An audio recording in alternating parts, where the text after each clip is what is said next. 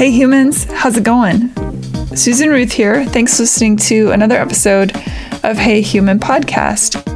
This is episode 293, and I had a conversation with Dov Baron. He's a friend of mine. I was on his show, Curiosity Bites, and asked if he would like to be on my show, and he agreed.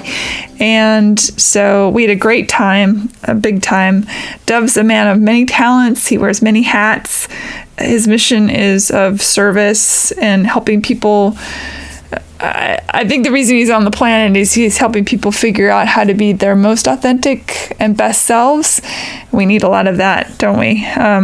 Because it can be rough. This planet's tricky. He's a best-selling author with books like One Red Thread and Fiercely Loyal. That's just two of a lot of books he's written. He's a podcaster, as I mentioned, Curiosity Bites, and then he has another podcast called Leadership and Loyalty. He's a storyteller. He's a therapist. He was named one of the top 100 leadership speakers by Inc. magazine and is a leadership speaker with the United Nations, which is no small potatoes. We talked about all sorts of stuff. So childhood trauma, inner child work, the Kabbalah, the nature of space and time, emotional intelligence, empathy, the lure of bully energy, so much more. There is a trigger warning for this episode. I just want you all to know we talk about trafficking and we talk about child abuse and trauma. So a heads up for that. This is the first episode of 2022. Happy New Year. I took 2 weeks off for the holiday and for moving. That was an experience. And now I am on the hunt for a new podcast space. I live in a relatively noisy, it's like a house that's divided into apartments, and it's not necessarily quiet enough for the podcast. So I'm on the lookout. I'm excited for new episodes coming up, but I was so happy to take time. I really needed it. It was so needed. For New Year's, I binge watched Midnight Mass and ate a yummy sandwich and happily jammy socked my way into the new year, which was great. It was a perfect night. Let's hope 2022 has some bright, shiny places. I wish that for all of us. I know it will. I'm going to have faith. I know the last couple months have been really intense for the world, but hang in there. We're going to get through it. It's been weird, I know, but we're going to get through it. Okay, in other news, Hey Human Podcast can be found on social media, on Facebook and Instagram. My personal social media is Susan Ruthism. That's on Facebook, Instagram, and Twitter. You can email me, Susan at heyhumanpodcast.com. I'd love to hear what you're up to, what you're doing. Tell me your New Year's Eve, what you did or didn't do. Tell me what you love or don't love about the show. Tell me something you think I should talk about on the show or someone I should have on the show. I answer every email. Just let me know how you're doing out there. I want to know. Rate and review Hey Human on iTunes or wherever you get your podcasts. And I'd like to thank everyone who supported and donated to Hey Human in the 2021 calendar year. You really help keep the show alive, keep the lights on, keep it ad-free. Thank you. And thank you, everybody, for telling your friends and family about the show and helping it spread. It means a ton, and I couldn't do this without you. And I'm seeing it grow exponentially, and that's because of y'all, and I really appreciate it. Thank you for that. If you want to learn more about me, you can go to susanruth.com and find all sorts of stuff about my other creative endeavors, art and music and all that kind of stuff. susanruth.com also has, you can sign up on the mailing list there. So I suck at sending the mailing list out on any kind of regular basis, but my intentions are pure. They are there, and that is something, right? Go to heyhumanpodcast.com and check out the links page. I put tons of info there for you, and you can do a deep dive on every guest, every subject that I have on the show. So much info. It'll keep you busy for hours. And yeah, okay. That's about all I have for business. Let's get into this show. Stay safe, be well, be kind, take care of each other. Okay, here we go. Hey, Susan. Hi, Dov. How are you? Good, love. How's things? I just moved, so I'm unpacking and trying to keep my world. Got a carpet next to you? Yeah, it's Persian carpets that my grandparents got 100 years ago.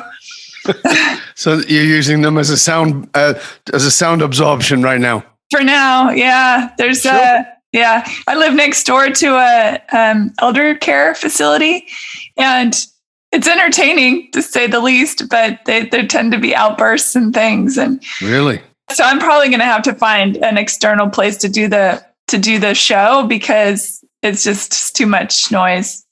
Oh, wow. Really? That bad? Yeah, there's this one old guy. He's kind of like the mouse in the clock. He comes out every 20 minutes and paces through the corridor. It's an outdoor corridor court. And he paces through, and then he generally says a series of expletives, and then he walks back. And he does about every 20 minutes, like on clockwork. It's entertaining. I've tried to say hi to him, but he doesn't really look at anyone or anything. He just does his walk. You should record it and use it as your lead for your show. There you go. It's interesting. And there's generally... Then it's like, when it comes in, it's like, oh, it's part of the show. Mm-hmm. And there's a couple old people that argue about, one person is convinced that someone else stole all their things, and, the general stuff that happens in the decline. What's really sad, though, is that I see all the workers there, but I don't see family ever come to visit these people.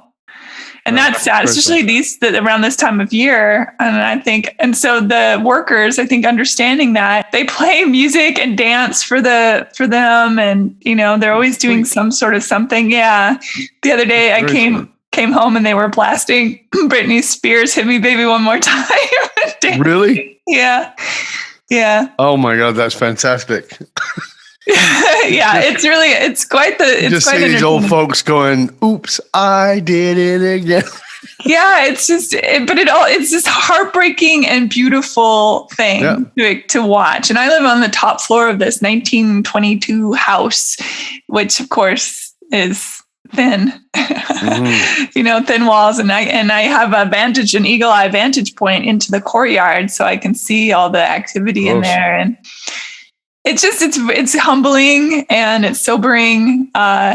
It's heartwarming, like I said, but it's also very sad. It's all the emotions happening. Right. Pretty wild. Yeah, it's one of the things I encourage my clients to do. And I say, I don't know if you've heard of this, but there's now a thing called the living library. Most people haven't heard of it. And they go, "What is it?" And they go, "You get to take a person out from the library." And they go, "What's that?" And you go, there's actually libraries now who have people sit there and you can ask them questions about their life, and it's like reading their book.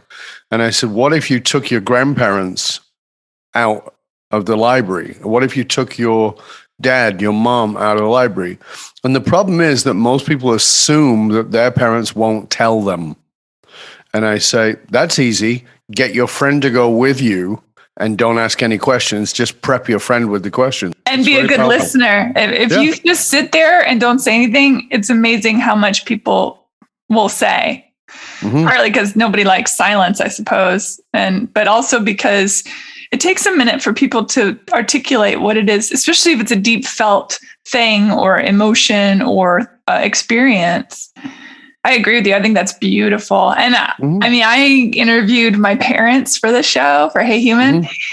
It was incredible. After knowing them my whole life, I learned things about them that I didn't know, stories I hadn't heard over Thanksgiving dinner or various, drives to places. And you see, that's it, isn't it? That's the other thing. The other sort of assumption is, well, I've lived with you all my life. I know all the stories. No, you don't. Yeah, no, you don't. You don't. You go to your parents' funeral and you suddenly hear shit and you're like, why the fuck didn't I know that?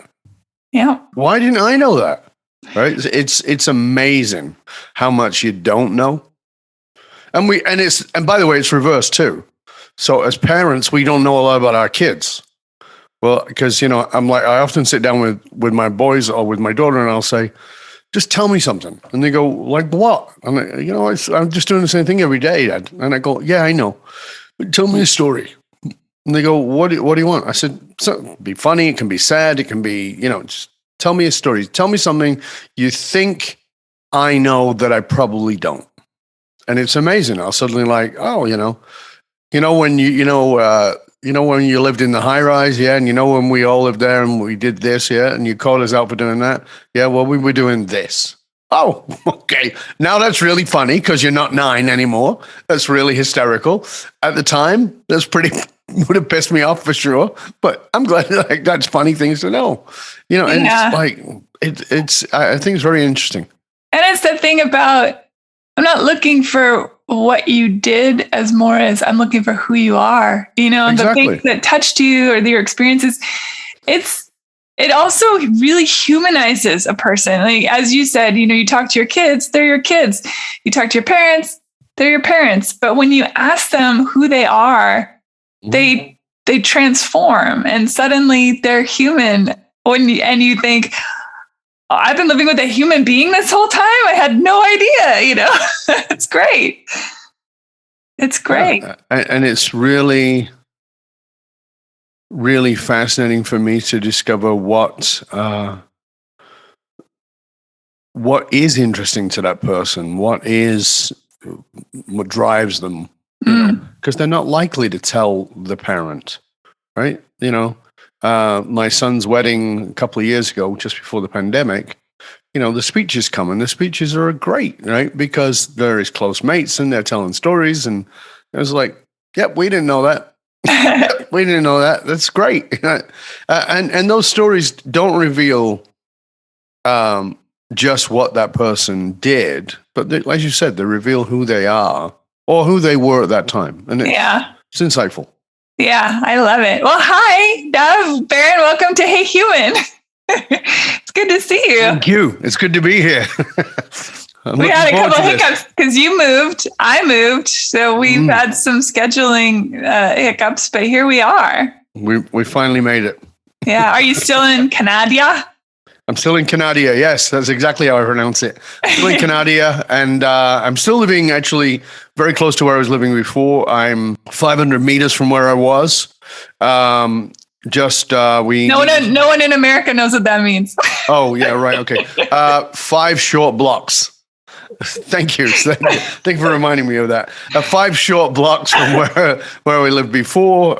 We needed 1 level. My wife needs knee surgery, and we needed 1 level. And we had stairs previously, and we needed a little more space.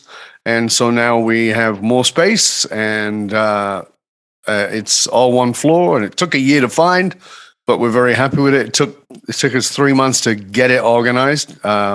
We had our first day off. It was not last Saturday, the Saturday before. It's in September. So it kind of gives you a clue of how nutsy it's been. But it's great. We're happy to be here.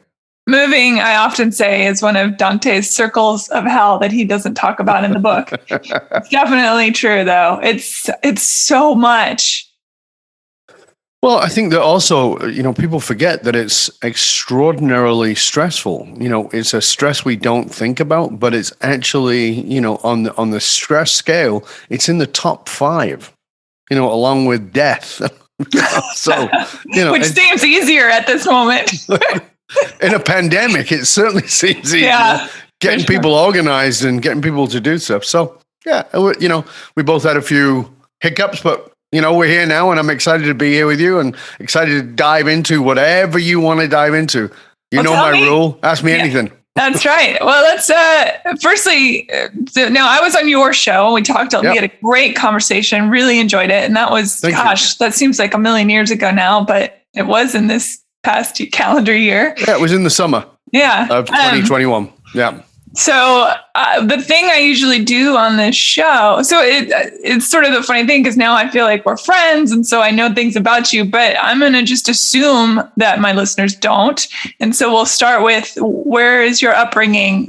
What brought you into the world? My mother's womb. We'll start there. I was born in Northern England, in what today would be considered a ghetto, extreme poverty, crime, violence, all those kinds of things around us all the time. It was a bizarre environment because in the daytime, every door was open. So in the daytime, in the summer, there was no locked doors. The front doors weren't even closed, and kids could wander from house to house. But at night, you locked everything because that's when the thieves came. So it was a strange environment. It was, if your kid got sick and you had to take another kid to you had to take a kid to the hospital, you just asked a neighbor to look after your kids, and they did. So we were very poor. It was really rough and struggle, and I never felt like I belonged there. Now I know that everybody has these moments where they go, am I an alien? Or am I from another family? Am I adopted? Those moments. But for me, it wasn't just with my family. It was environmentally. I had this drive to explore. And that was psychological exploration, mythological exploration, scientific exploration, but of course, geographical exploration. I wanted to experience more in the world.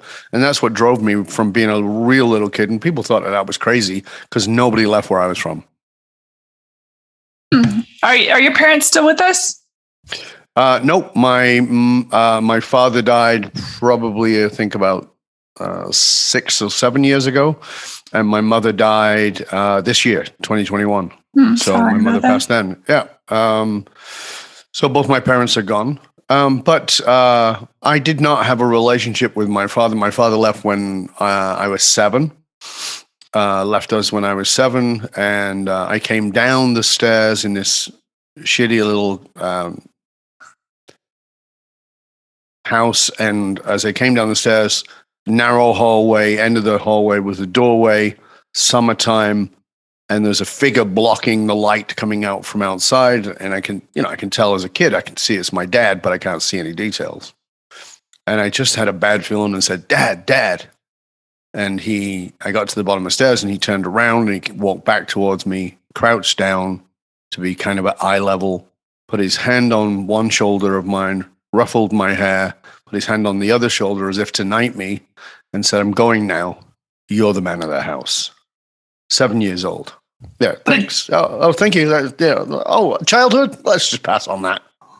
That's a terrible thing to say to a kid. Of course it is. And, I had a bunch of siblings and my mom who was severely depressed. And so I took that on. I definitely took that on. And so my dad was gone from when I was 7. I didn't see him again until I was, I think, 13. Then only briefly. He'd moved away, he'd moved to another country. And so I grew up then with my mom, and then later on with my stepdad, who I had a pretty horrible relationship with for some pretty horrendous reasons, and which I don't need to go into, but I can if you want to. And, so a bunch of siblings, my mom, my stepdad. My mom's family didn't really talk to her because my mom is Jewish and she married out of the faith, and that didn't go down too well. And my dad was definitely my father was very handsome and very charismatic, but a douchebag. Definitely narcissistic, and figured if he could get up early in the morning, he could screw the crack of dawn. So everybody and everything was available to him. So my stepfather made my dad look like like he had never had sex with anybody. So my father was violent. My stepfather was not. My father was not an alcoholic, but my stepfather was a high functioning alcoholic. So it was an interesting time. Wow. How many siblings? There's 9 of us. I'm the eldest. Wow. But that's not 9 in the same Sure. family, right? So there's my mom's kids, my mom and dad's kids, my mom and my stepdad's kids, and my dad and my stepmom's kids. But I'm the eldest of all of them. And I was the only one they everybody considered their brother until I got healthy. And then when I got healthy, I suddenly got moved out a little bit. Explain what that. Having healthy boundaries. If you have healthy boundaries, it upsets a lot of people. Sure. So the relationships in the family, given the fact that there was a toxic environment, and toxicity gets very comfortable with itself. So as you learned your own boundaries and got healthy, is that what you're saying, that they weren't as interested because you weren't fun drama game anymore? No. Yeah. I mean, certainly I was aware at a very young age. So 7, almost 8 years old, my mom shipped me off to the rabbis because she thought I was possessed. Because I would talk about things like on the other side of the veil. My mom was like, what? And I talk about having these encounters with spirit or whatever it was, right? So I sounded like a whack, just a complete wacky kid. So my mom didn't know what to do with that. So she shipped me off to rabbis, and I started studying very, very early. That was the beginning of my spiritual path. So I studied with rabbis who actually taught me Kabbalah, which you're not supposed to, in those days, you weren't supposed to learn until you're 42, and you can only be a male. But I was definitely not 42, although I was male. So that was, I began to understand that other realm. And for those listening, can you explain what Kabbalah is? Because I don't know that. Sorry. Yeah. So thank you for asking. So Jewish mysticism is the simplest way of understanding it. It's Jewish mysticism. Madonna made it popular in the sort of general world back in the 90s, and it began to be taught by different people. But it's not taught in what I was learning. It's a different version. So Kabbalah is based on a book called the Bala Tantra, and that's a very, very old mystical piece of work. There were certainly certain mystics in the Jewish faith who were not your traditional Jews, who did very different things, and they understand those realms. And so they would read Aramaic. If I ask people what language was the Bible written in, people might say English, and I go, no, that is King James English is not English anyway. But if you go back, there's actually 9 iterations of the language from the biblical text, and the biblical text originally was written in Aramaic, not even in Hebrew. So it was in Aramaic, and that's the ancient language. And so there are not that many people around who speak it, read it, etc. My teachers all did. And so I was able to get understanding around those things. And that was, like I said, that was the birth of my spiritual path. By the time I was 11, I taught myself prana yoga, which is breath yoga. My stepfather gave me a book. He just thought I might be interested in it, and it was for kids, and it was prana yoga for kids. I started teaching myself that. And then I traveled the world doing that. I traveled the world to study with different spiritual masters. So I studied Vedanta, which is Hindu philosophy, Buddhism, lived with Buddhist monks, lived with and studied with the Dean of the Venetia University in Bombay. Buddhism, I studied with Buddhist monks, the Tao, some others I sort of dabbled in, and then one of my great teachers was an Orthodox Catholic bishop who was also a Jungian psychologist who brought me into Jungian psychology. So, it was a spiritual path that led into a psychological path. When you say that when you were little, you talked about the veil. Mm-hmm. Were you getting visited? Did you see things that others did not? Did the rabbis understand that? Mm-hmm. Oh, yeah. So, the final straw for my mom was we were on a camping trip in Wales, and in a tent. And so, my mom and my uncle and my stepdad are playing cards in the tent, and I'm on a little sort of bed in the corner. And all of a sudden, while I'm asleep, I sit up and I go, I don't know, just I'm doing this language, right? And but sat bolt upright with my eyes open. And, of course, it freaked the shit out of my parents and my uncle. Totally freaked them out. And the next morning, my mom asked me, do you remember your dream last night? And I said, it wasn't a dream. And she said, what do you mean? I said, I was on this long flat land. And she said, oh yeah, what were you speaking? And I said, Hoppy. And she goes, what's Hoppy? I said, I don't know. Well, Hoppy is Hopi, right? So that was it. Like, okay, time to be, before the head starts spinning and you start speaking to Karis, we better get you sorted out. So that was, I was having those kind of experiences, and when I was a kid, even a little bit older, maybe 10 or 11, I was an artist, and my art was in galleries by the time I was 10 or 11. And so this was one of my mom's bragging rights. So if her friends would come over, she's got to sit down, Dov will draw you. I was like, and they're like, oh, okay. And they sit down and, I would be halfway through and they'd be bored and they'd be like, well, are you done yet? And I'm like, no. And they'd say, well, let me see it. And I didn't want to show it to them, but then I'd show it to them. And then they go, oh my God, that's so fantastic. That's brilliant. Wow. You're so talented. And I go, I'm not finished. Sit down. So now they're willing to sit, right? Because now they've seen it, that they're inspired. So they sit down and then they see the final version and they didn't like it. Always hated it. Because what I did was first I would draw their face. And as a kid, they would then draw what I saw as their soul. Ooh, well, I can see the shivers. Yeah, so often it was a pretty dark image. I sort of mentioned some of the things that were going on, but, there was a lot of weird crimes going on that were around me all the time, including the fact that my stepfather was part of and maybe ran a pedophile ring. So his best friends were all fucking pretty dark individuals, right? So I was drawing their souls, and that didn't go down too well.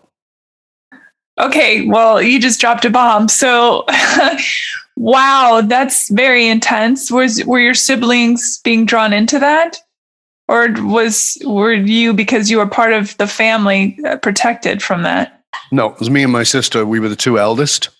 We were part of it. My younger brother we don't think he was, but we're not certain. Then there is, we had another brother who had been removed from the home for reasons. And then the next two siblings who lived in the house were my stepfather and my mother's kids, and they were untouchable. His own children were untouchable, but the eldest children that were. Ugh. Well, think about it this way, right? I mean, here's this angel, this good-looking man with money who shows up, meets my mom, who was poorer than a church mouse, working 3 jobs just to try and keep the lights on. And I mean, really, right? Who we could be evicted at any moment every week. That's how we lived. Suddenly this good-looking guy with a job, with money in his pocket, truck driver, had access to all kinds of goodies, and suddenly starts dating a woman who's just had another child. So she's now got 4 kids and takes it on. Provides her with nice clothing, and we've got lots of food in the house, and you don't have to worry about paying the rent anymore. He's angelic, untouchable. So being untouchable meant that we've asked my mom if she knew what was going on close to the end of her life. And she said that she had suspicions, but she didn't want to face them. No, she never admitted any of that until the very end. Sure. But, it was... for her, it probably felt like a respite from the extreme stress of always trying to put food on the table and pay the rent. And I'm not saying it's justified or not justified, but I can have some compassion for it. I understand. But it was pretty crazy. Do you think part of her sending you away was a way to protect you without acknowledging? So, no. No, I don't. I think that was more protecting herself. I think she really thought I was possessed. I wasn't. She really did. Okay. Oh yeah, she really did think I was possessed. I mean, and I was only gone for a couple of weeks, and then I was back, and then I would spend evenings with them. Right? Okay. And then as I got older, I wasn't away with them. I would do it in school hours, directly after school, because I had to be home because I cleaned, and I even from being 8 years old, I had to learn how to clean and cook and do all those things, and because I had to take care of my siblings. How did you escape that horrible experience? How did I escape it? Well, I mean, when you're young, kids will do a lot because they love is love, even if it's hate or violence or whatever. The child is still desperately trying to get that love from their parent. Of course. But at some point you get old enough to realize, wait, this is not okay, and break free. So it's kind of no, it's not quite how it worked for me. For me, first of all, as I said, I was a very odd child. I was interested in things that other people weren't interested in. While my mates were watching cartoons, I was watching BBC Two. I was, and if you don't know what that means, it was the intellectual channel in Britain. It was like PBS might be, so it had on Shakespeare and it had on documentaries and it had on, those plays that were televised. And I just loved all that stuff. And I was an artist and I was into art and I would watch ballet and I would watch theater and loved science and documentaries. So that was the road that was my kind of escape. And when I wasn't doing that, I was listening to music because I was a music nut. And I was hiding out in the cellar of the house painting with whatever I could find. So I'd use house paints and paint with whatever I could, and so I would do that. So I was escaping a lot of the time. And then when I was 10 years old, I walked into the living room and I saw my mom crying, and that wasn't particularly unusual, but it was like, why are you crying, Mom? I was very protective of my mom. And she pointed at the TV set and said, he's dead. So I looked at the TV set and said, who? I didn't know who that was. I mean, it wasn't a footballer. It wasn't a TV star. It wasn't a movie star that I knew. So who is this? And then I listened and I heard, I have a dream that one day, and it was like suddenly went silent and I could hear this and I listened carefully. And then I don't know, maybe the next day I went and asked my uncle, who was kind of like he was the intellectual of the family. And I asked him and I said, who is this? And he told me all about Dr. Martin Luther King, about the civil rights movement. And I was 10 and I could have that conversation. And then he talked to me about how he was influenced by Gandhi, and I started to learn about Gandhi, and I became fascinated by that. But what was most fascinating for me was here was my mother, a poor Jewish woman, a poor Jewish white woman in England, crying as she listens to the announcement that a Black Christian minister, in my context, on the other side of the world, and she's crying. That for me was profound. So I suddenly had this concept of impact that was bigger than your circle of environment, that there's something bigger. And I think that was the seeds for me of doing what it is that I do. Then when I was 14, I was in the living room on a sunny day, and my mom came in and was like, why aren't you outside? And I said, 'Cause I'm watching this. And she said, what is it? And it was a documentary. And she goes, what's it about? And I said, I don't know. And she said, well, where is it? I said, I don't know. And the reason is because it was filmed over a period of 10 years, but made to look like 4 seasons. And it was about a girl's journey from the East Coast to the West Coast as a hitchhiker. And so she said, hey, well, where do you think it is? And I said, I think it's America.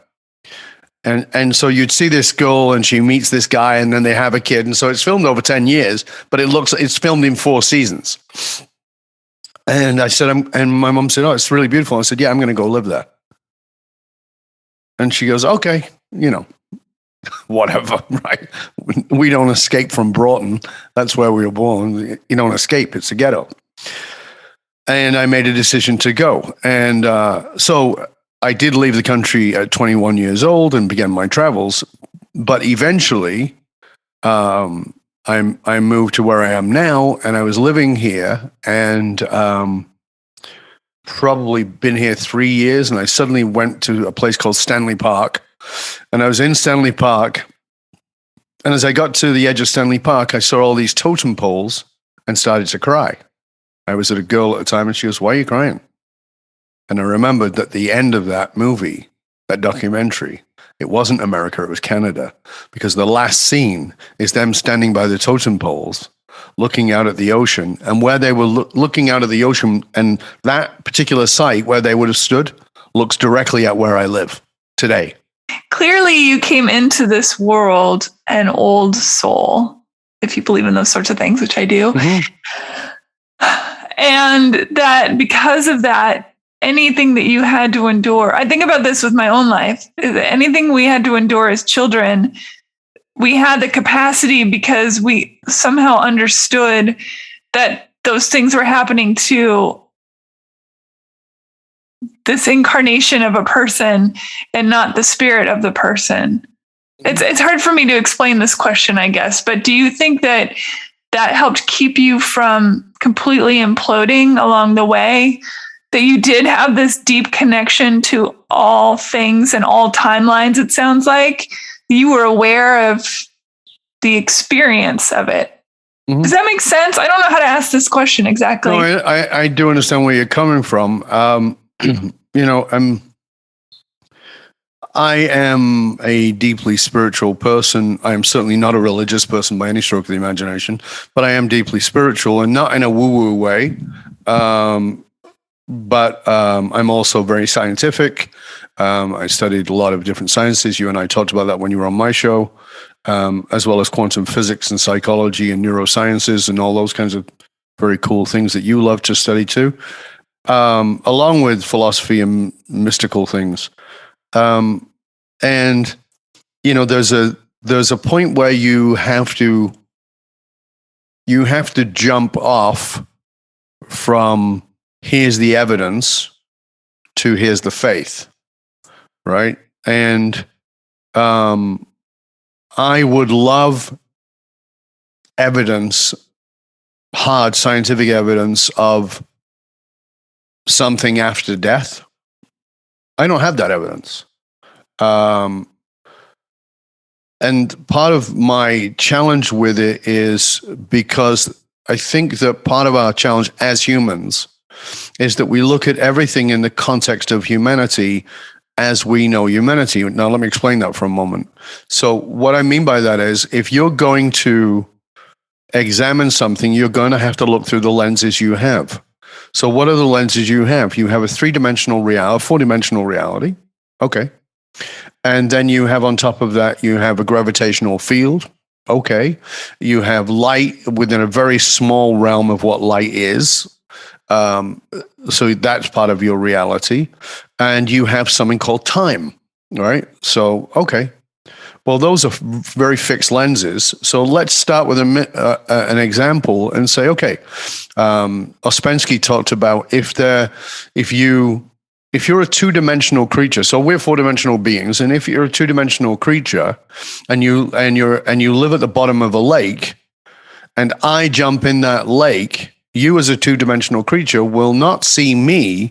You will only see an outline of me because you can only perceive in 2 dimensions. So is the other 2 dimensions that you don't see invisible, or do you just not perceive them? And so if you now think about 6, 7, 8, 9, and 10 dimensions of reality, then you go, so I can't perceive them doesn't mean they're not real. So that is how that works for me. So now when people ask me, they'll say, well, do you believe in past lives? And I'll say, no. And they'll say, oh, so you don't believe in reincarnation? And I go, yes. And they go, huh? And they said, what do you mean? I said, because I don't believe in past lives because I don't believe in time. Yeah, it's all happening all at once. Right. So I believe that I'm in time, and I am actively part of time, and I'm aging through time, and I'm experiencing through time. But time doesn't exist outside of that perceptual reality. It's a perceptual reality. It's not an actual reality. So therefore, my past life might be in the future. My future life might be in the past, and they all might be going on right now in a multidimensional reality, because my introduction to quantum physics was Hugh Everett III's theory of multidimensional reality. That is where I sit with it. I'm still in that realm. That puts it outside of past lives, future lives, demons, angels, or any of that. It's just like, it's all going on, and it's kind of a multi-layered cake. And I teach this exercise. There's an exercise I teach to my clients when I explain the timeline thing, and I say, So what if you started to hang out with your child self, which I've done. I spent a lot of time hanging out with my little boy. And people are like, well, is that in your imagination? I go, well, you can think of it that way, of course. For me, it's not. I can remember clearly when I met my wife, and I said to her, listen, might seem weird to you because my wife was the daughter of a Christian minister, a preacher. And so she'd never encountered any of that stuff.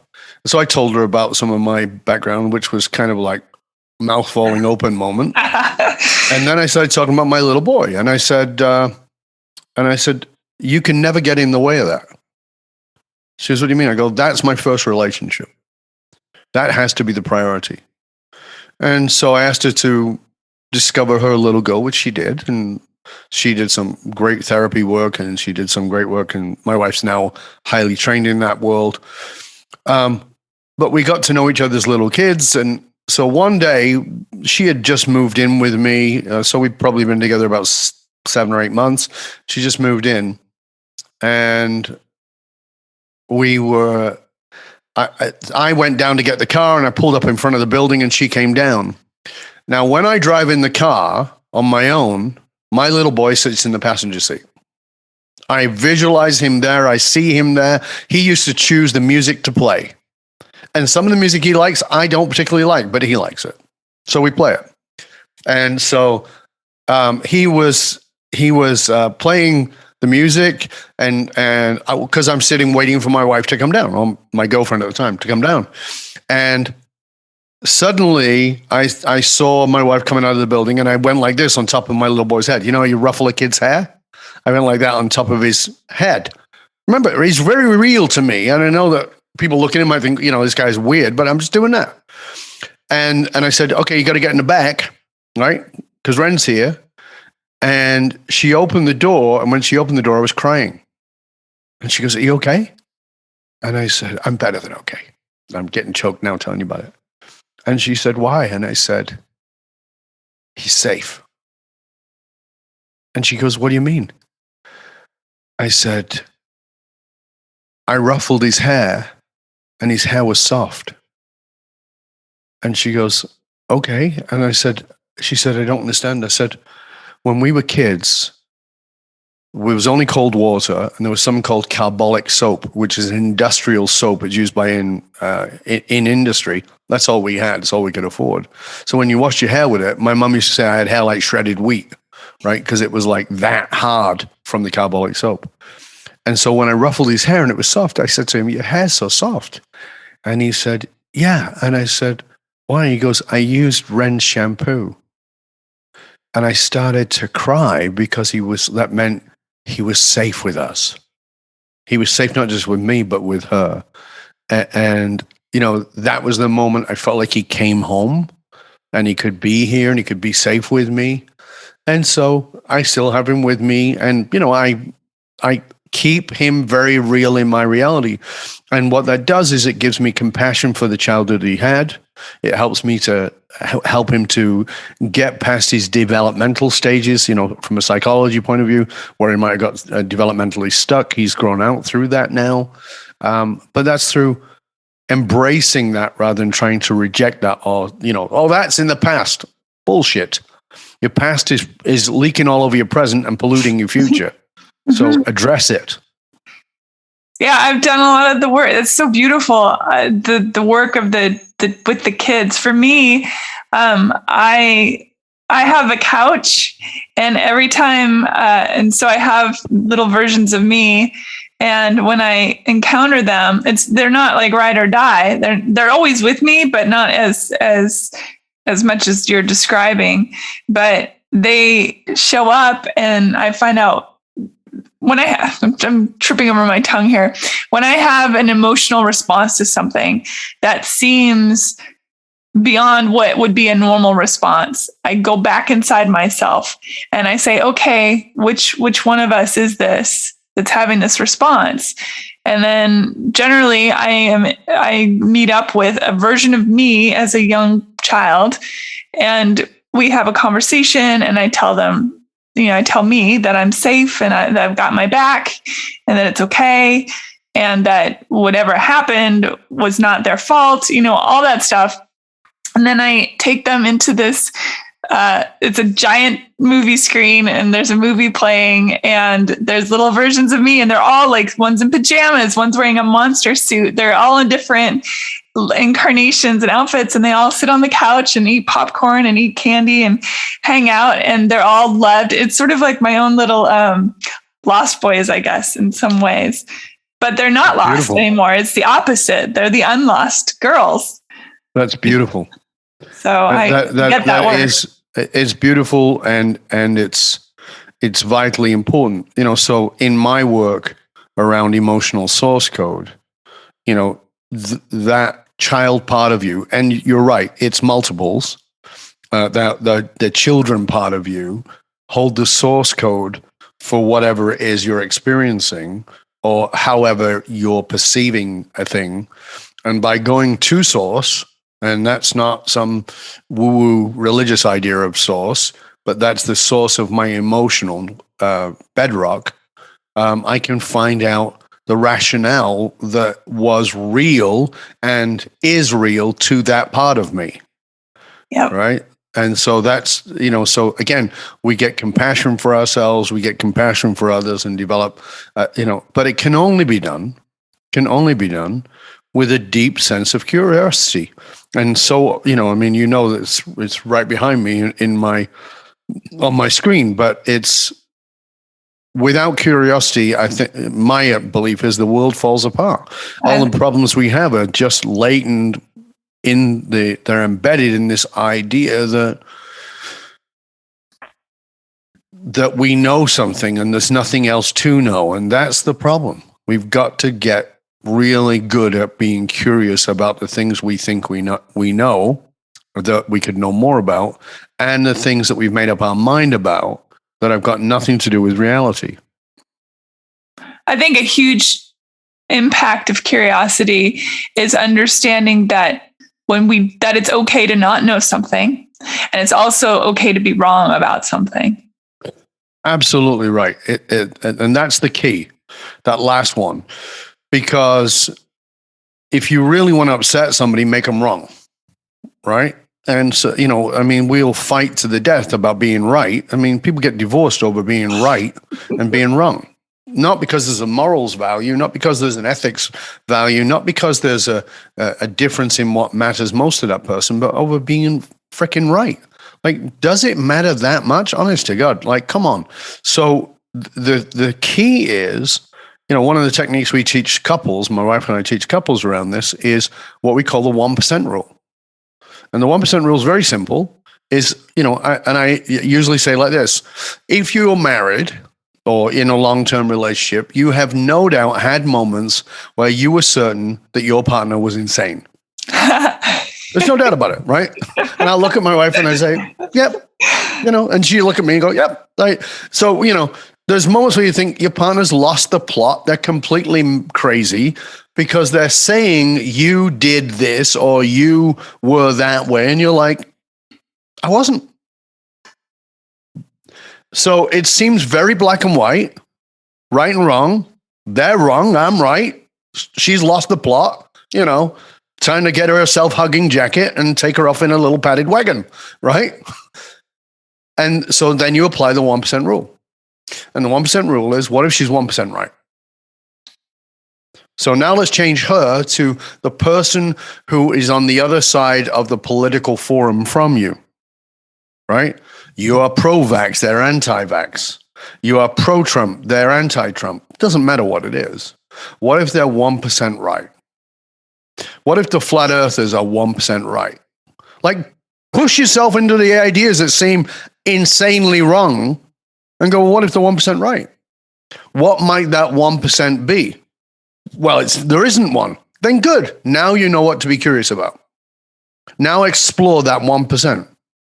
Now I'm going to have a conversation with you and go, oh, I'm looking for that 1%. I can even tell you, this seems crazy to me. It seems like totally wackadoo, but I want to find that 1% where I can kind of see where you're coming from.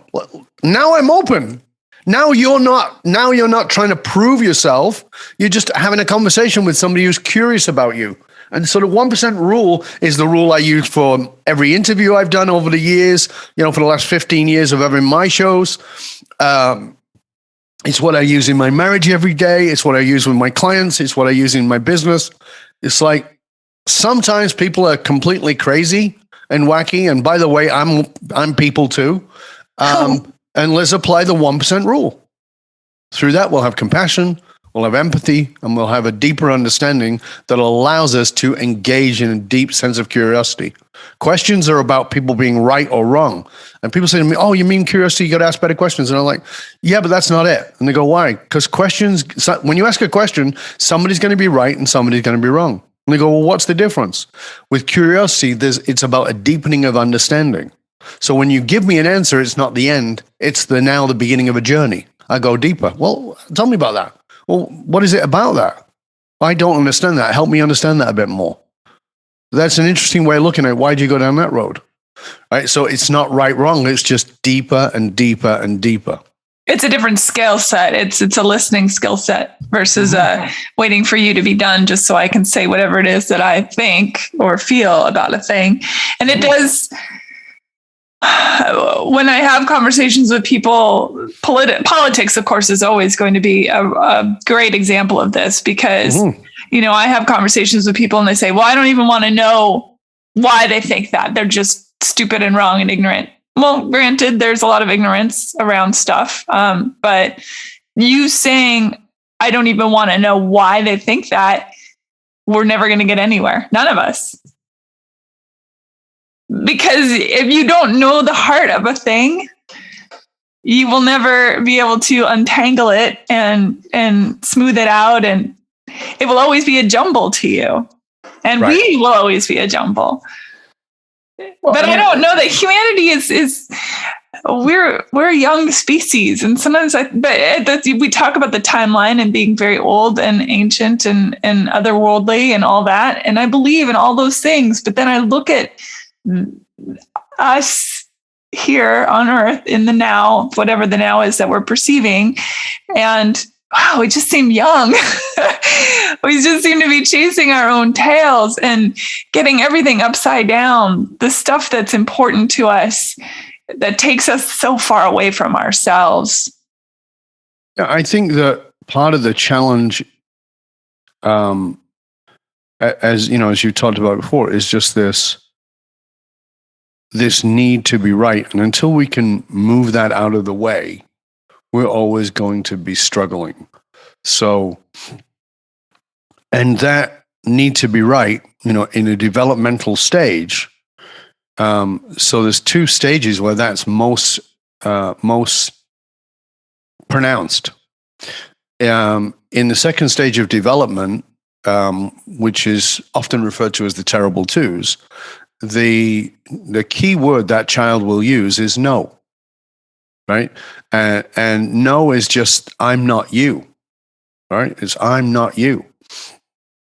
So the no is, I want to individuate, okay? The second stage of where that shows up is in teenage years. And in teenage years, it's not I'm not you, it's I'm not your beliefs. So it's I'm not you for sure, but I'm not your beliefs. So you're Catholic, I'm not going to church. You're a Jewish, I'm not going to synagogue. You're a Muslim, I'm not going to temple, right? So there are a million ways, you're a Republican, I'm going to become a Democrat. You're a Democrat, I'm going to become a Republican. We just need that desire to individuate. The problem is that when we do that, we can get attached to it. Instead of understanding that it's a transitional process, an evolutionary process, part of our personal subjective evolution. And so we get attached to it. And now because we're attached to it, it becomes attached to our identity, which is our ego. And so as a result, we will fight, we will die for that identity. And that comes from, I got to make you wrong, because if I don't, then I might be an idiot because I believed this. Right. So as you know, I did a lot of work around de-radicalization in cults and getting people out of cults and cult psychology. And that's the key. That's one of the key parts of de-radicalization is understanding these people are not wrong and everybody wants to make them wrong. Right. when I look at the Kyle, what was his name? Kyle Rittenhouse. And I watch that kid and I'm like, Jesus. And now he's doing the tour. He's doing the circuit. He's on the speed. I'm like, oh my God. You're just like, they are just playing into an ego identity, and they're going to I don't think this kid's had a clean thought in his head ever. Right. And he sure as hell hasn't got one now. People are talking about him being a hero. Yeah, no. So one of the things I talk about is I talk about conscious courage and unconscious courage. And so unconscious courage, let's just talk about that for a minute. So we've all seen the news show with the person who rushed into a building that was on fire and saved the dog or saved the kids or whatever it was, right? And then the news team's outside and like, oh, that was such a courageous act and wow, blah, blah, blah. And this person says, I'm not a hero. It wasn't courageous. And we all go, no, you were a real hero. Well, actually, they weren't. It's called unconscious courage. Unconscious courage is pretty much a knee-jerk response. I'm not dismissing it, and I'm in no way demeaning it. It is a courageous act, but it's not coming from a place of conscious courage. It's an unconscious desire to preserve life or to do something good, but it's not, oh, let me think about this. I'm going to run into 400 degrees, potentially burn myself to death in order to do something. Because if you went through that conscious process, you probably go, forget it, I'm out. Yeah. I'm going for a coffee around the corner. Where's the nearest Starbucks? I'm out, So conscious courage is very different. Conscious courage requires us to be cognitive.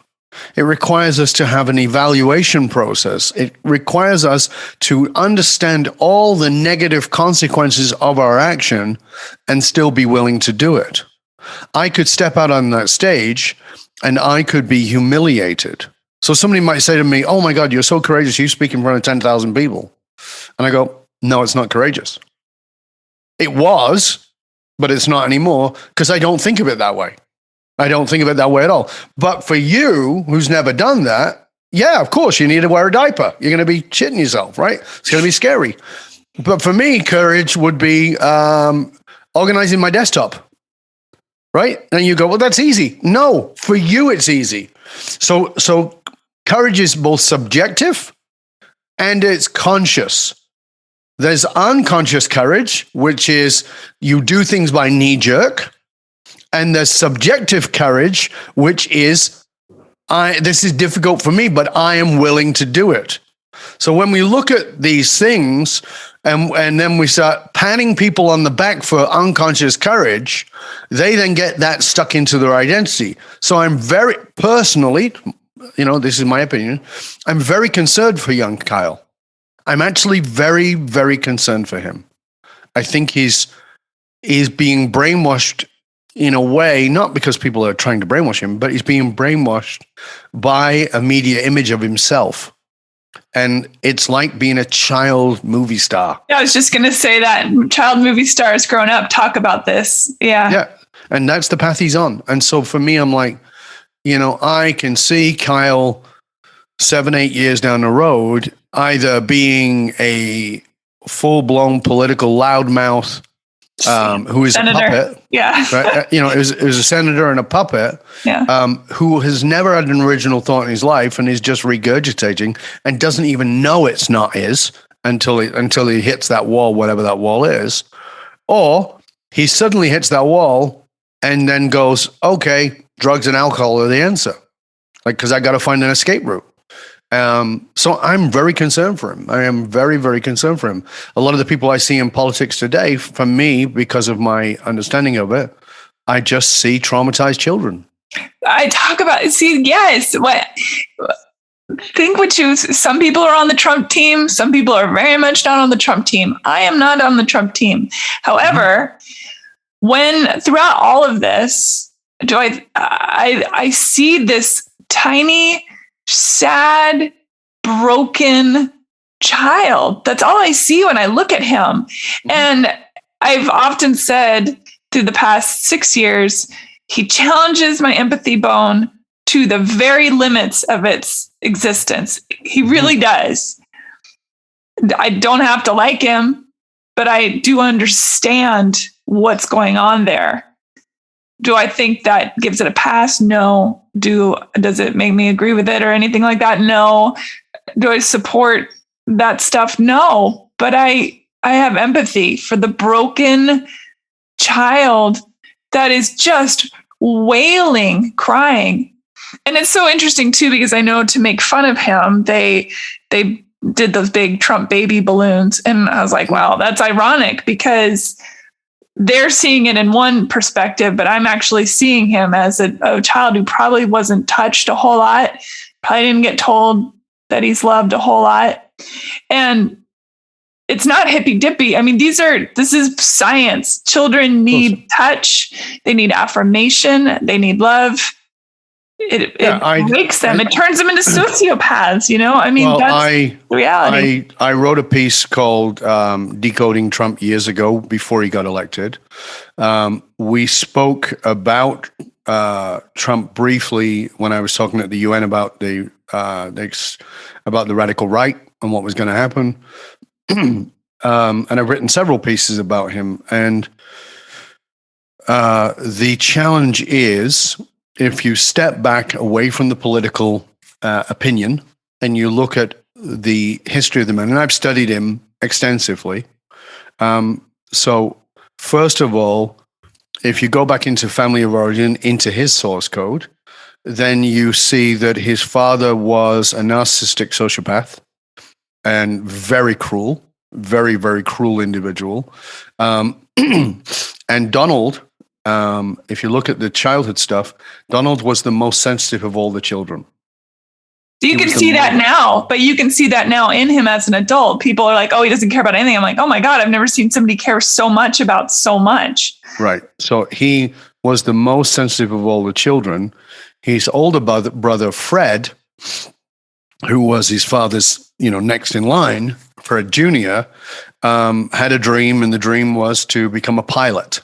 Right. And, and his father described that as being a bus driver in the sky, completely demeaned it and wailed on him, physically beat him, and emotionally and verbally, like the level of emotional verbal violence that rained down on Fred that turned him into an alcoholic was insane.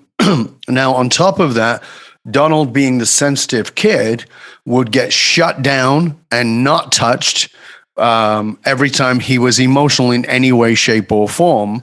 The mother was terrified of the father, so she never showed affection in the father's presence. The father never showed affection. So Donald learned to shut it all down. Example, when his brother died, people say, how could you possibly go to the cinema?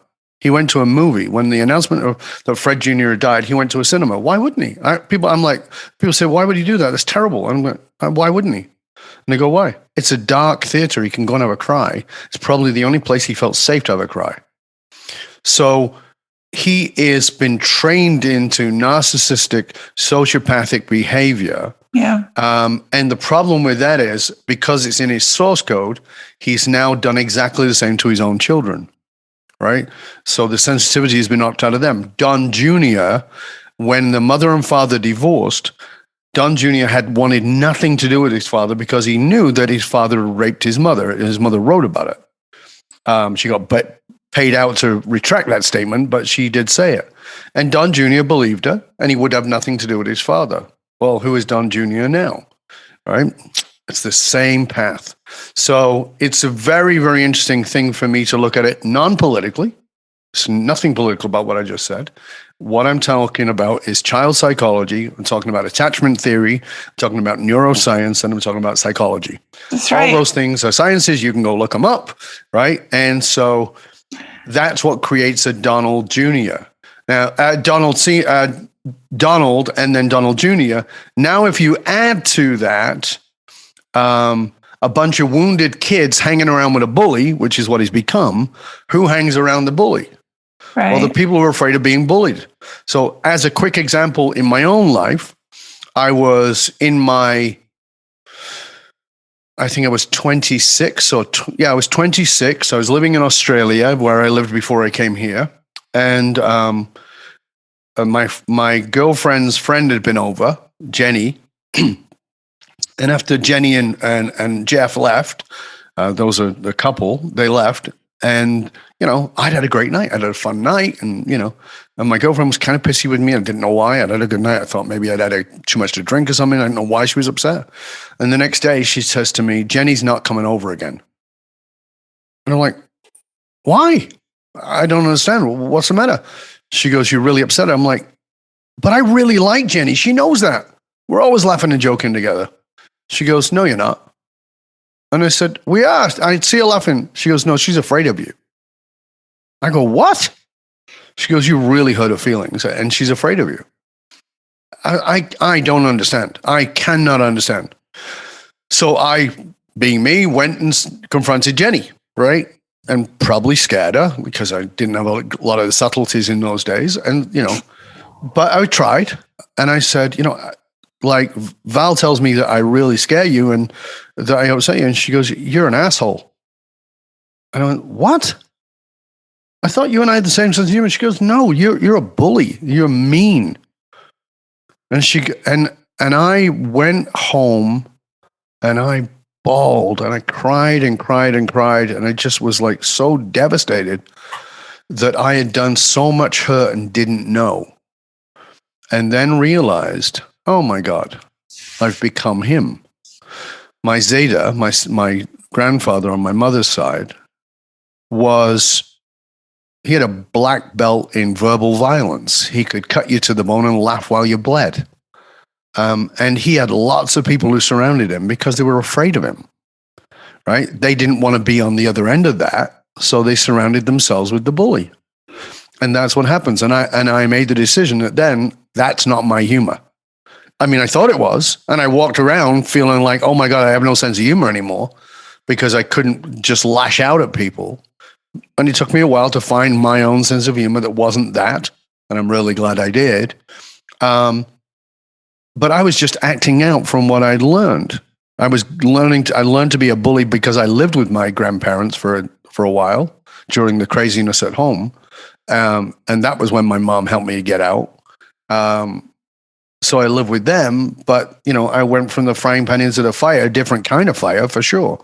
Right. It's the hurt people. Yeah. But, in fairness, my grandfather was way kinder to me than he was to anybody. And the reason for that is because I was wicked smart. And so when he'd throw shit at me, I whip back, at 10 or 11 years old, I would whip stuff back at him. And he liked that, right? Because I could stand up to him, particularly as a kid.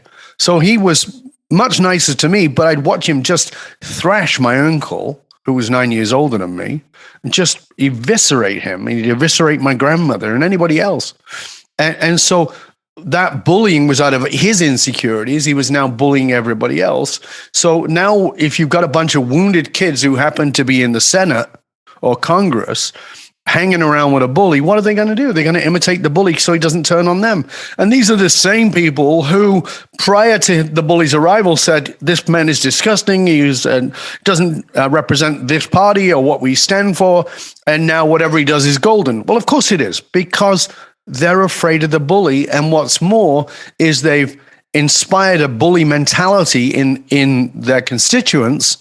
And so bullies are gathered. So those who feel that little bit of a repressed anger and rage, and they want somebody to bully, they hang out with the bullies. And the bigger bullies hang out with the big bully. And so it's a bully situation. I agree 1,000%. Thank you. Yes. You're welcome. But but I do. It's exactly what it is. And it's that thing is that I can hide underneath the wing of the broken bird because my wings are broken. And if I'm hiding under the wing of the broken bird, but that bird has such a sharp beak that nothing can come near it, then I'm safe, Yeah. And it's so sad. The whole thing is so sad.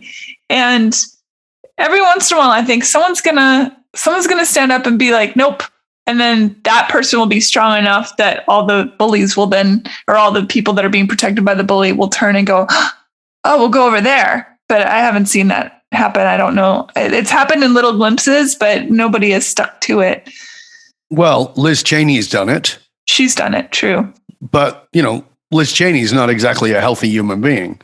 No. Let's not forget her history. Because people we're putting her on the present tense, It would take a Trump to do that, though. It's interesting that it's a Trump that stands up to a Trump, because again,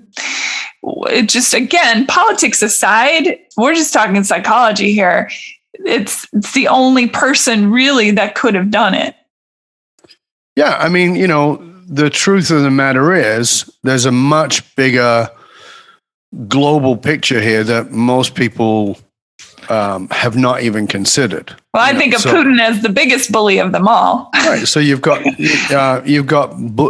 Putin certainly is a great example of it, but you've also got Bolsonaro in Brazil. Mm-hmm. You've got Rodrigo, what's his last name? In the Philippines. You got Kim Jong-un. So you've got him, and then there's a bunch of them all over. Hungary's leader. Mm-hmm. You've got the Boris rising. Isn't great. Boris isn't great. You've got the rising right in France that is coming up so fast that Macron only just beat them out. Right. You've got the rising right in Greece. Right.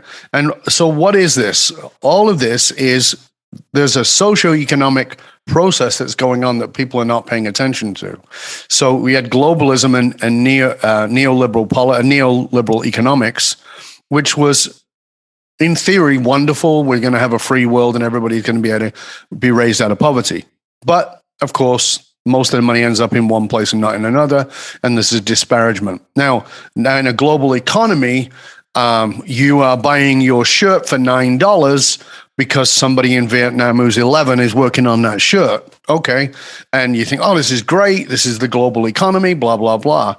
And then you realize, oh, we have no jobs in this country. Okay, so we need to shut the walls down. And now you get a brain drain. So for instance, what people don't know is that something like 40% of 40-year-old Japanese men are virgins. Yeah. And the population of Japan is likely to disappear within 50 to 100 years because they're not procreating. They're not. Right? And not only that, but they're so starved for touch, physical intimacy, that they don't even know how to do it anymore. Right. They're having sex with freaking robots. Yeah. Yeah. Right. Yeah. And as you said earlier, we need touch. That's not woo-woo, as you said. That's science. You can go and look at what happens to children who are deprived of science. I remember citing those experiments from 1979. Yeah, I was in the 70s. Right? Yeah. Right, from Bulgaria, with all the kids who ended up in the massive homes who were untouched, and how they became mentally challenged and way behind and all kinds of things. Your brain doesn't develop properly without touch. Now you grow up in a family where you've got a bully who's a parent or two bullies who are parents, and you've got no touch. Well, good luck at being sane, right? There's a lot of stuff in the way of that. And so all of these things are now spreading globally. And so what you're going to get with that is you're going to get more tribal locked-in behavior. As you get more tribal locked-in behavior, more protectivism, right? Aside from anything else, you're also going to get a brain drain. So let's look at how many people received the Nobel Prize who were American over the last 20 years. There's a lot. A lot of them got it. How many of them were born in America? Very few. Well, what do you do when you got a brain drain, right? Because now you're American who came in from Persia or from Iran, or you're American who came from India or Pakistan or one of those, quote, shithole countries. Suddenly you don't have that brain power, and now you've lost your economic edge. Because that's your economic edge. Oh, well, now what do we do? Well, we'll all move to the metaverse. Great. In the metaverse, what are we doing? Well, I'm having sex with my partner in the metaverse, who is so hot and maybe looks like a Japanese anime, but is actually a bricklayer from Brixton in London. And there's still no touch going on, but I think I'm in a relationship. And my brain is not functioning properly because I'm not getting touch and I'm not going outside and I'm staying inside and I'm not moving. I mean, there's so many moving parts that are moving at high speed, far greater high speed than they were even as little as 20 years ago. Yeah, it's terrifying. The whole metaverse thing, that was to me a death knell. I thought, oh God, humanity really has jumped the shark when that becomes, but I mean, things like Second Life have been around forever, right? And people have, again, those sort of, those player games where you're immersed. I don't know, maybe they're called immersion games, but where you're in it for months at a time, and people have died playing video games because they never even sit up from their consoles. It's right. Bonkers. It's so bonkers. Well, yeah, I mean, the key to it all is that we need to understand that our greatest resource is our humanity. And that means to actually give a shit about each other. But in fairness to everybody, that is difficult, because I came from it. That is difficult when you are living in a state of survival.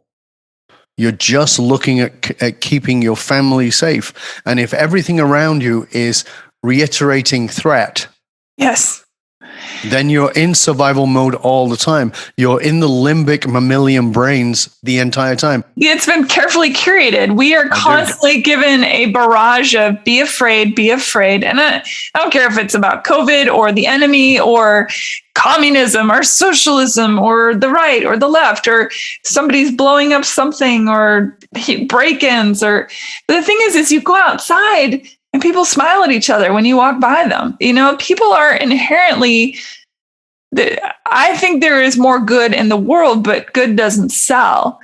And we are broken. Humans are broken. We all come with trauma. Mm-hmm. You can be in the best family in the world, and I'm still going to be able to go, I could probably find some trauma in there somewhere. You know, it's inescapable on a planet with 7.8 billion people to not feel horribly alone. It's just the way it is. And I remember when I interviewed the KKK Grand Dragon guy, he's the broken wing looking for the ones with the two broken wings and maybe the broken foot or whatever.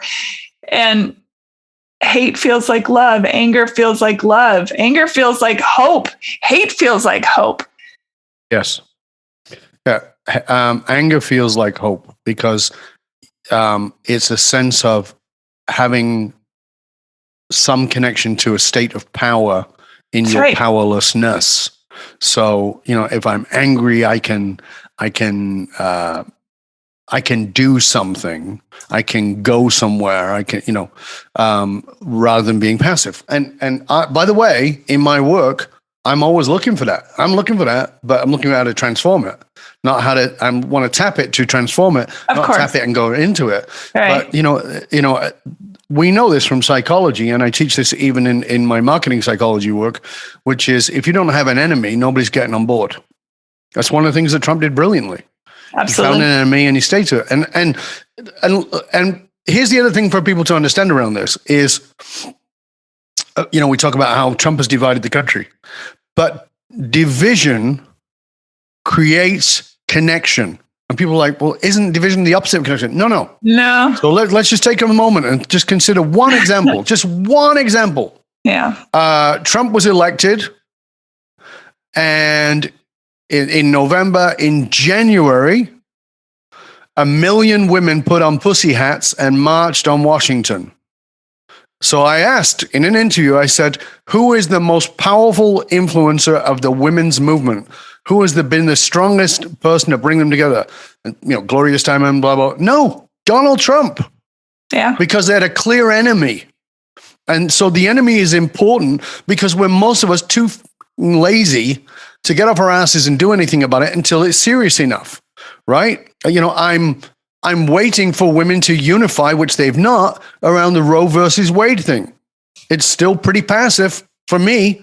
When I think about all those women who marched on Washington, and I go, okay, well, where's the Roe versus Wade march? Where is that? You're talking about women's rights, and okay, where's the action? So clearly they're not pissed off enough about it yet, and here's why. It's not real. Just like climate change is not real. It's only real when it hits you. Where I live in Vancouver, 1 hour from me, less than an hour, 45 minutes from me, is a place called Abbotsford. It's in a flat, and it got flooded with crazy weather. They had to evacuate a city, and that water went across the number one highway that goes from West Coast to East Coast Canada. We're talking about a city. We're not talking about a little village, city. In the summertime, we had towns that literally disappeared because of the fires. They got incinerated because of the fires. And in this winter, we've had cities that have been completely flooded. You can argue that there's no climate change, and I have to say I think you're pretty much an idiot. Now, if you want to argue why there's climate change, I have no problem with that. So you want to say it's man-made or it's not man-made? I can listen to both those arguments. But you can't ignore the evidence that there's more hurricanes, more floods, blah, blah, blah, whatever it is, more droughts. So let's just go to that for a minute and go to, okay, how many people changed their mind about climate change when their backyard got flooded? Nothing's real till it's real. So the Roe versus Wade thing is real if you're in Texas, but it's not that real if you're in Portland. It's not that real if you're in California. It's not that real if you're in some other state, New York. So it's like, whatever. And this is the problem. Human beings are brilliant at justification. And we mostly can justify. I think it's our number one skill. We can justify anything. I wrote about it when I wrote about what I called the good Germans. The good Germans of Germany, when Hitler and the right were rising in Germany, how many good Jewish Germans who owned businesses said, it'll blow over. This is a Meshuggah, he'll pass by, it'll be fine. Like, Germany's a good country, this is our home, it's been our home for hundreds of years, we'll stay in. And those people went to the camps. How many good Germans who were non-Jewish who said, but this will pass by. It'll go away. Nobody's gonna. We'll take care of our Jewish friends. We don't feel like that. And those people ended up giving service to the Nazi Party. And if you see the letters, and I've read these letters, they are mind blowing from guys who worked in the camps as soldiers. Hello, Gertrude. How are you today? It's been a hard day here.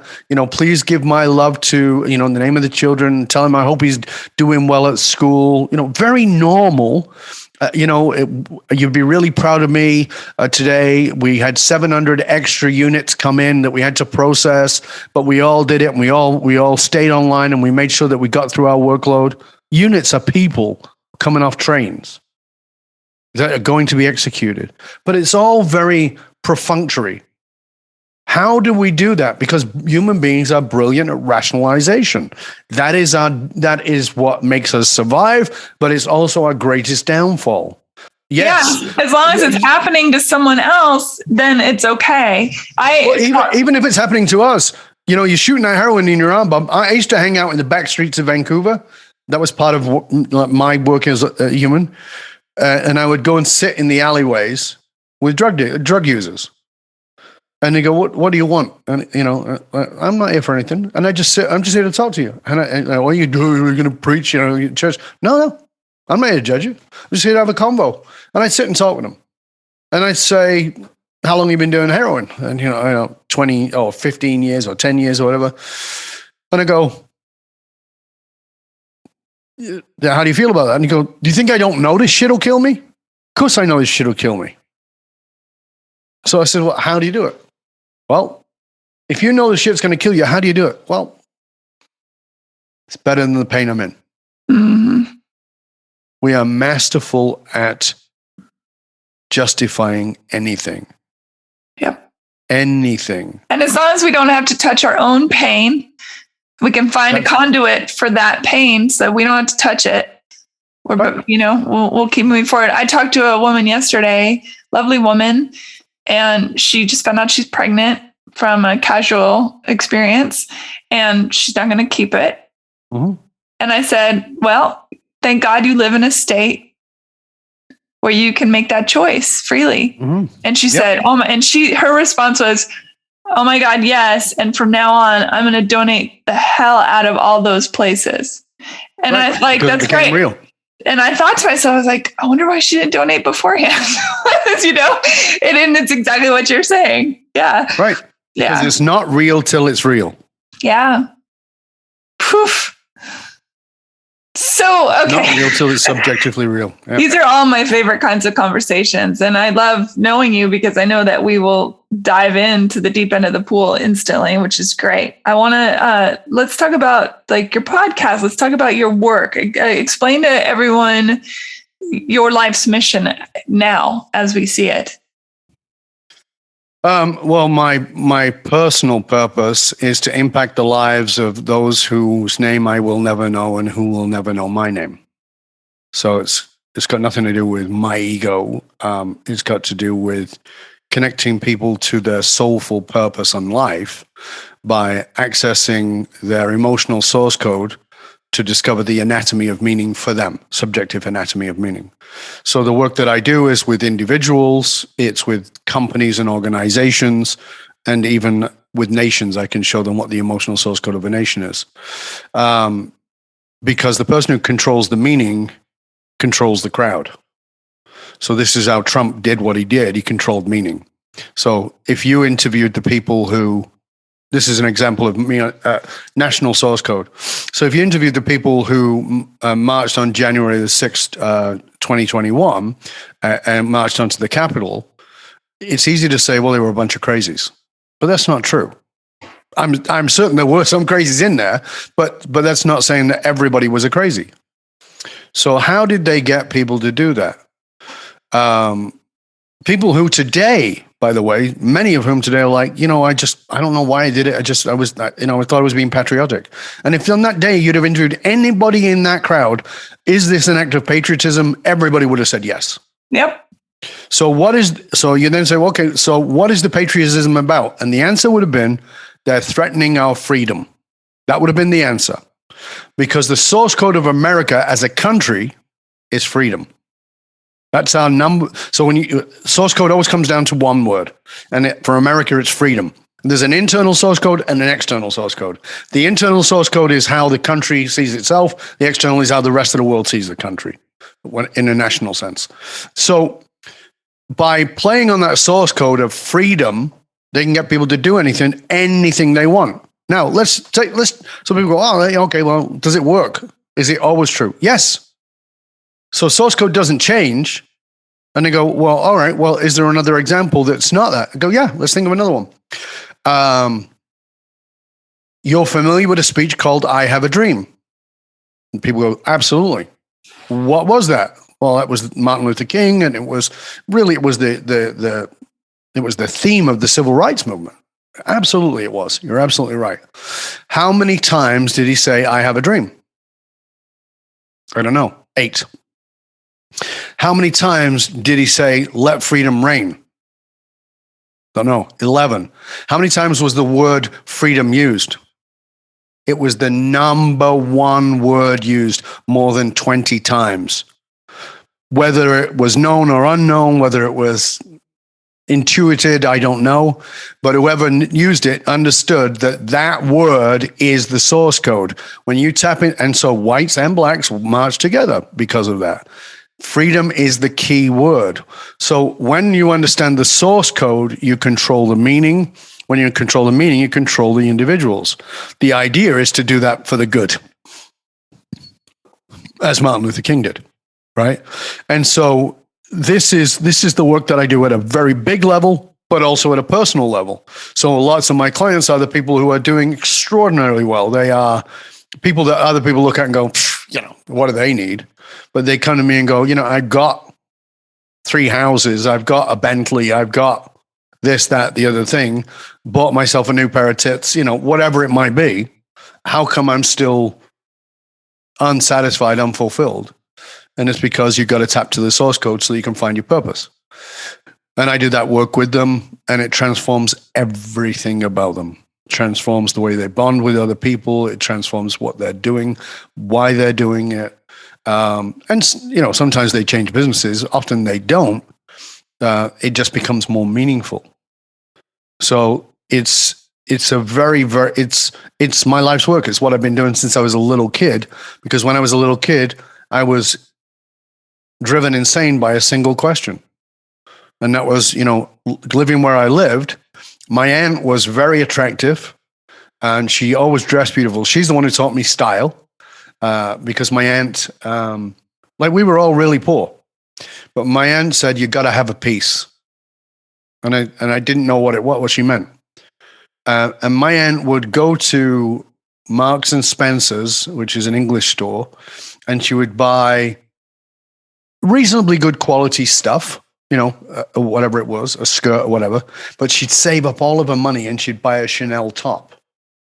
And so she'd have a piece, which is the Chanel top, and then she'd pair it with things that were much cheaper, but it always looked like the whole outfit was expensive. So she taught me that whole thing around how to present that image. And I would look at her, and she was very attractive and very well dressed, and she would date these absolute losers, who would steal from her, who would beat her, all the shit that would go down.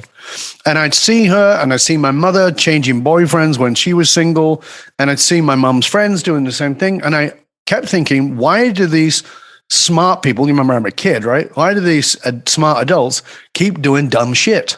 That was so I became fixated on why do people do what they do, even when what they do doesn't make sense. And moreover, when it doesn't make sense to them looking back. And that was the seeds of me searching out what is emotional source code. What is the emotional source code for individuals, for the collective, whether that's a group, a religion, a country, whatever it is. Like, what is the emotional source code? What is the anatomy of meaning that's been put in place that allows us to justify whatever it is we do? So that's the work I do. And every person has a different source code, correct? Everybody has their own subjective source code, but then we have collective source code. So think of it as concentric circles. So in the middle is your subjective source code. Your subjective source code sits inside the familial source code. The familial source code sits inside the communal source code. The communal might be where you live, but it might be a faith, which sits inside a national source code. Right, so they're all layered in, and the impact is on the level of relevance being given by the next circle to the circle outside of it. So if I'm so connected to my family that I have to take on their values, now I've connected that one into my own. If my family is so connected to our religion, then it becomes part of my own. If my religion is so connected to my country, then that becomes part of my own. Well, that's interesting then. So in this work, let's say I'm a fanatical, whatever, POG. Let's just make up a word. That's my religion. Sure. I'm a POG, sure. and I'm fanatical about it. I would blow up buildings for my POGness. I was raised in a family of POGs. My whole town are POGs, So how do you find an individual source code when I've been piled upon by that's all the identity I've ever known? How does one find their self in that? It's a great question. And there is, of course, a subjective personal one inside of that. And the only way you can find that is through the excavation of meaning through experiences. So by holding up the mirror to say, what if this thing happened to you, and you've said that this happened to you because it was okay, it was good because you're a POG, right? And I go, yeah, okay. So how would somebody not a POG look at that? How would they understand that? So I'll give you an example. I think this is really interesting. Many years ago, I was working with a lady, Maureen. She is a movie producer, and we were talking, and she is a little younger than me, but at the time she was late 30s. And we're talking, and she's telling me about her childhood, and she, talking about being of an Irish family, and so we're getting all the background. Okay, cool. And then she starts telling me about being beaten as a child, right? And so part of the way that you identify your source code is this. I'm going to give everybody this powerful clue, is begin to question the word normal. What have you made normal? What is it you decided was normal So she said to me, it was just normal. My dad hit me, but that was normal. That was that. And then comes the justifications. That was the generation. That was, we were Irish. It was part of the Irish thing. It was the generation. It was what happened. And I said, I grew up with a lot of Irish people. I don't know that's true about all the Irish people I knew, but okay. And I said, do you think it's generational? And she's like, yeah. And I said, what if it's not? What if it's not generational? What if it's not Irish? What if it's something else altogether? And she's like, well, it is. Well, we were working together for a while, and a couple of months later, I guess it was, I was at a party, not a crazy party, just a house party. And I'm at this house party, and Maureen's there. It just was by coincidence. She was there. Oh, hey, Maureen. And she's like, hey, we chat briefly, and then I go about my things, and I'm talking to people, and she's talking to people. And then I walk past the kitchen, and she's in the kitchen with a bunch of women, and they're all standing around having a drink, and they're all sort of standing in a circle and having a conversation about what I don't know, right? But I can see this. So then I say, I go back in, and I'm having my conversation, and I happen to glance, and I suddenly see her fly out of the front door. And she runs. So natural concern, I run after her and like, are you okay? And she's crying. She goes, I'm not. And I go, is there anything I can do? She goes, no, not now. I can't talk. Okay. You know where I am if you need me, okay? She goes, yeah. So she comes in for her next session, and I say, we need to talk about what happened. I know it wasn't inside of this session, but clearly it was impacting you, so let's talk about it. She goes, we were all standing in the kitchen, and I think it was like 7 or 8 women.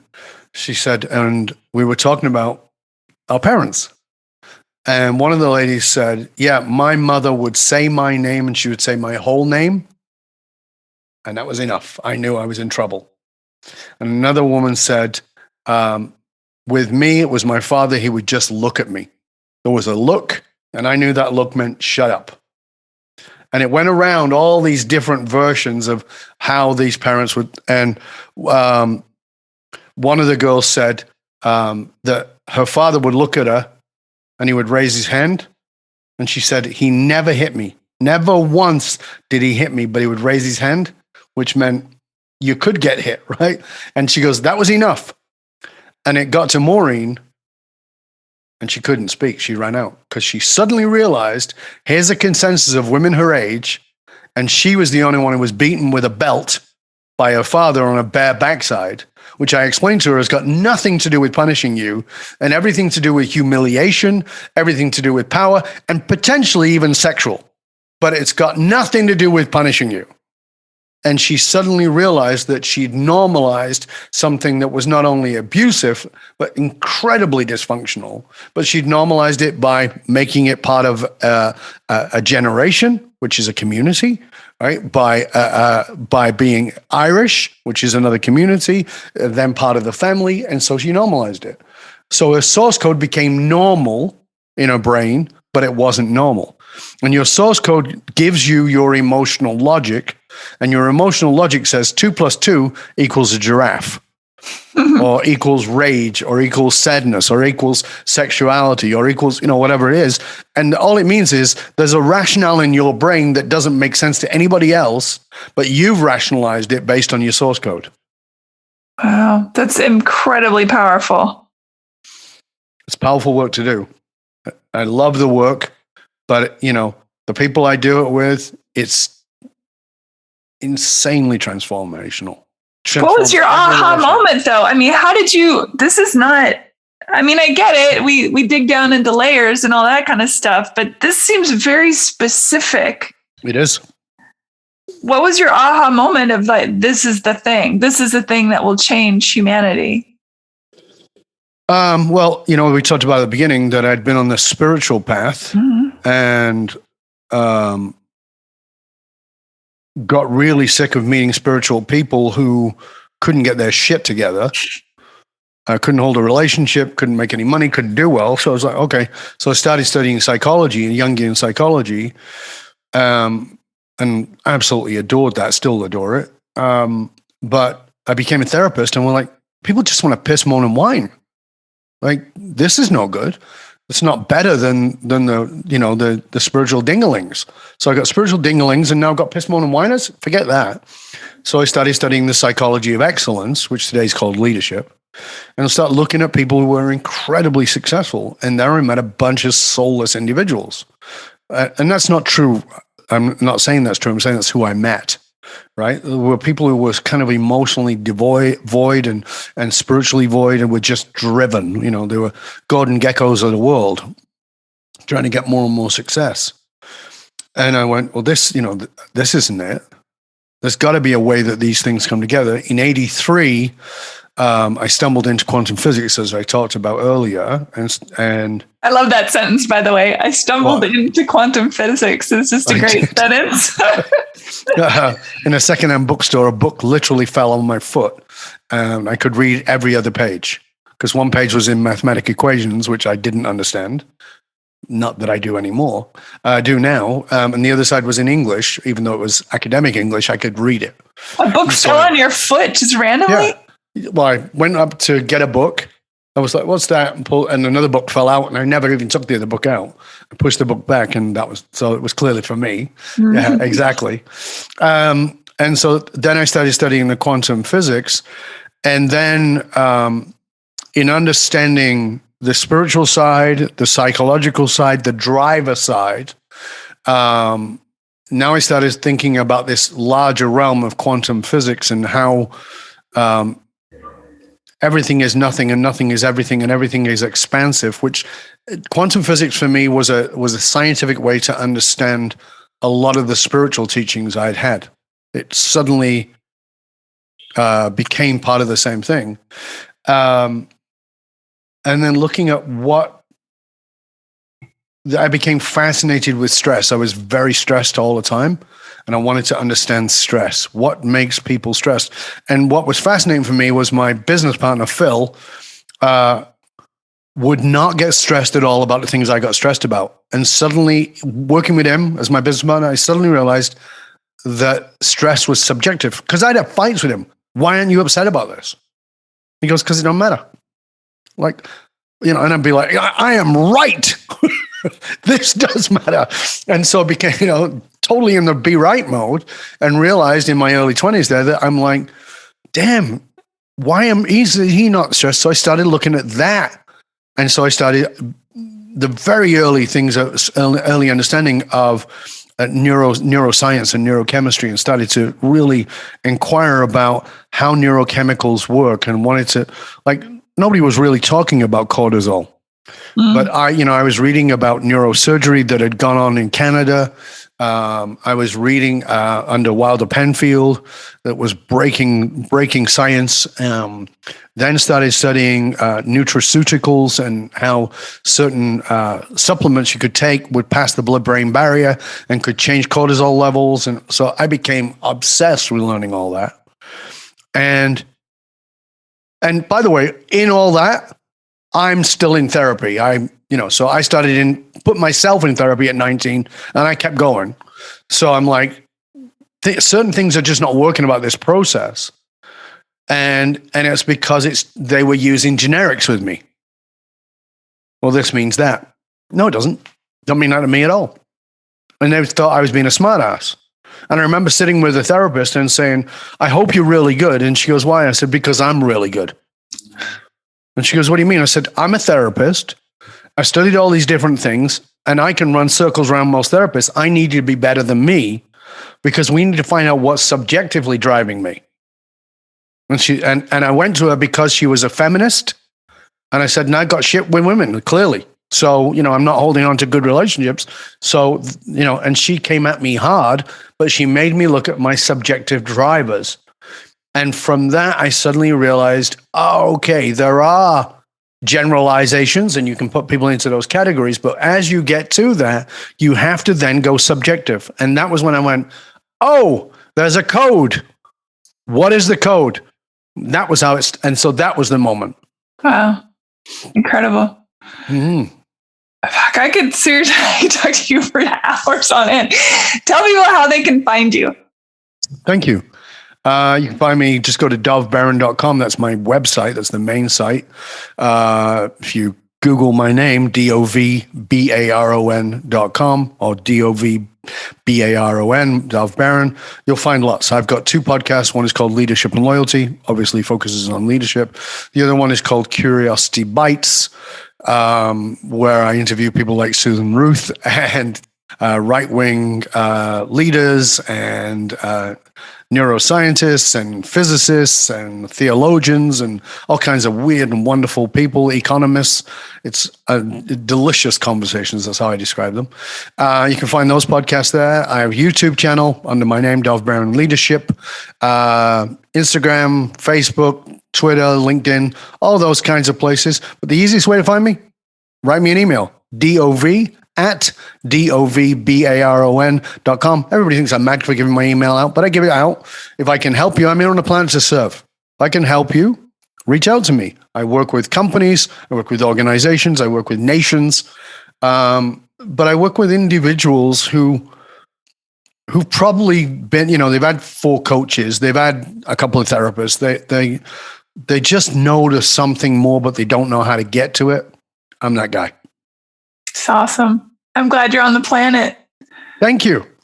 I'm glad you are too. I'll put links for everybody too on heyhumanpodcast.com, where you just go to one spot too. If you forget anything, you can go there and get all the info. Dov, you are awesome. Thank you for your time. We should do this again. Absolutely. It was delicious. Thank you. Yeah, I love it. There's just so much to talk about. Thank you, everybody. I really appreciate you tuning in. And hey, listen, I have podcasts, so I know what it's like. It's not a one-way street. Don't hoard the information. Get out there, share this podcast with everybody else. If you got something out of it, then somebody else is probably going to get something out of it. But more than that, write to Susan and tell her what you got out of it. In fact, go on wherever you're listening to, rate, review, subscribe, and then share the show with everybody you know. Because listen, there's a lot of work goes into these things. Yeah. And, it's kind of one way and we feel like, does anybody benefit? We want you to. And the only way we're going to know that is by you letting us know. So write to Susan, tell her what you got out of the show. You can tell me what you got out of it. If I can help you, you can write to me. But subscribe, review, rate, and share it out with others. It's important. It makes a difference. Don't hoard. This is an abundant universe, so share it out. Amen. Thanks, Dov. I appreciate that. Thank you for listening, everybody. Bye. Rate and review Hey Human on iTunes or wherever you get your podcasts. Happy New Year.